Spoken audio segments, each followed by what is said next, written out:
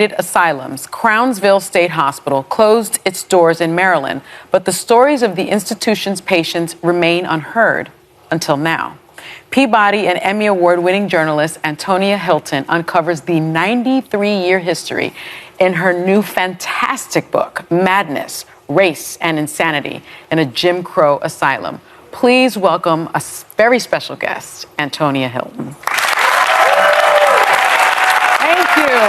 Thank you for having me. I read this book so quickly, and I like to think I know a lot about African American history and mental health. I'd never heard this story. Thank you for writing it, first of all. Now, Madness takes us inside Crownsville through the stories of the Black families of more than 40 former patients and employees. The book was a decade in the making, I'm told, and was inspired by your own family. So please tell us how your upbringing led you to Crownsville. Yeah, you know, I come from a very big Black family, 20-something cousins. Wow. I'm one of 7 kids.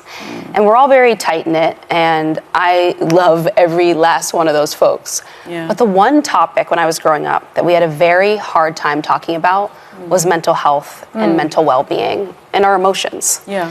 You know, it was pray about it on Sunday or, you know, go to your room and calm down. But I realized as I was growing up that some of my elders, my parents, my grandparents, they had memories, family secrets, and pain that they were holding on to. Yeah. And I think they thought they were protecting us, the younger generation, by not talking about it. But it ended up sending us on a bit of a mission to try to understand.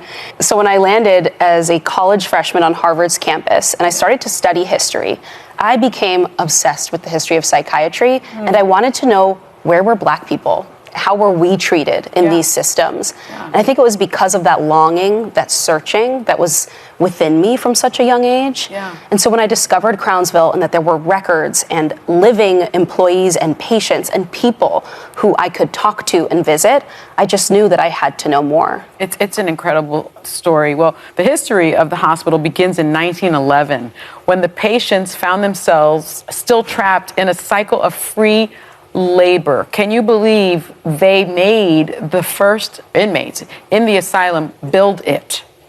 So can you tell us a little bit about the early days of the hospital and how patients were treated there? That is something I always emphasize for people because it's really unusual. This is the only hospital in the entire state of Maryland that forced its own patients to build it from the ground up. Think about that for a second, what that means, that they built all these hospitals, including mental health hospitals for white people, but told Black people that in order to get care, in order to get therapy, you're gonna need to build yourself a place to stay.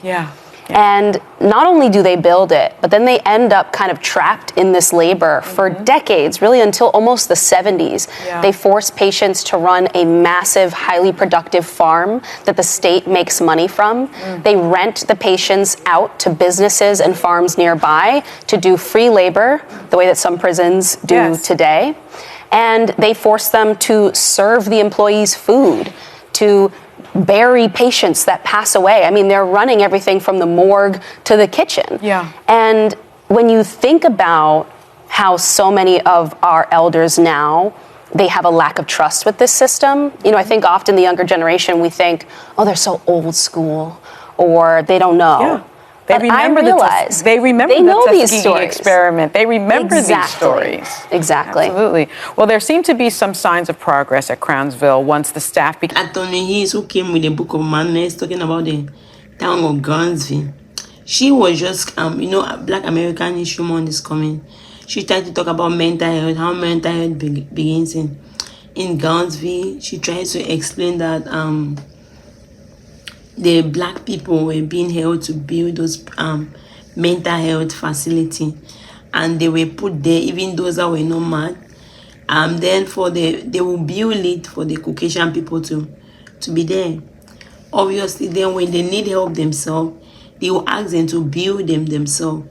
The Black people will be the one that will build their own hospital. After being there, they will borrow them to the other people for labor, and they will come back there. So the Black people, so it actually affects even the people in the community. She talks about this little boy who was 10 years old and was brought there, and then they were asking, why did they bring him there? They say he was misbehaving. So instead of misbehaving, they brought him to a mental health place, and he stayed there for so long. So after some time, she talked about that the people now, they start hiring employee as black people. When the black people came, they would shampoo those people's hair, like the patient their hair that had not been shampooed for a very long time. They will go home and bring their belt, like extra clothes they have, to give to those patients, which make them to recover. They will ask those patients, and those patients will reconnect back to their loved ones. Simple thing, but nobody was paying attention then. They talk about the patient also. Sometimes they will take them out. Brownsville, they made it out to be like a jailhouse. And that jailhouse will even take them, they'll do even when someone died, they'll take them out to bury the person for free. They will do all the labor. So they were just there as slavery, being locked up in that place because there was people of color. She talks about there was a black man on the street with a British accent. So when he was being interviewed, the people could not believe that a black man could have a British accent. They considered it to be madness. So he was being taken to the hospital that he was mad and was being locked up for many centuries. So that's how many people, she was just saying about the pain when she was growing up. Her parents could not talk about their history. It seemed as if they wanted to protect them. That's a mistake that most black people made.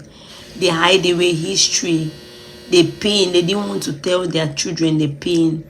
Instead, that is power. Telling them for them to know where they come from, that strength. When you know where you're coming from, where your forefathers come from, it builds up that inner strength. You look at life different. You want to work harder, better, but in life, but our parents, and history is a good thing. If you know history will not repeat itself. So most at times the parents, they hide history, the painful part. They don't want no one to hear about it because they don't want. It was just, I guess, according to them, they were protecting their children. So at the end, this lady went to Gownsville and kept connection to it. So she tried to bring back about she's advising about mental health. If you're a black person with mental health, you have to voice it out. If your mental health can be just cured by the simple things, they keep in a safe space, be nice to the people, they eat healthy, they see sunlight. If you have not subscribed, please help subscribe and share the video. What do you think basically? That is it right for black people to talk about their history, their pain? Is it right for black people to talk about their history or their pain? Or do you support the fact that they should hide it from their children? Let me see your own comment on your suggestion in the comment section.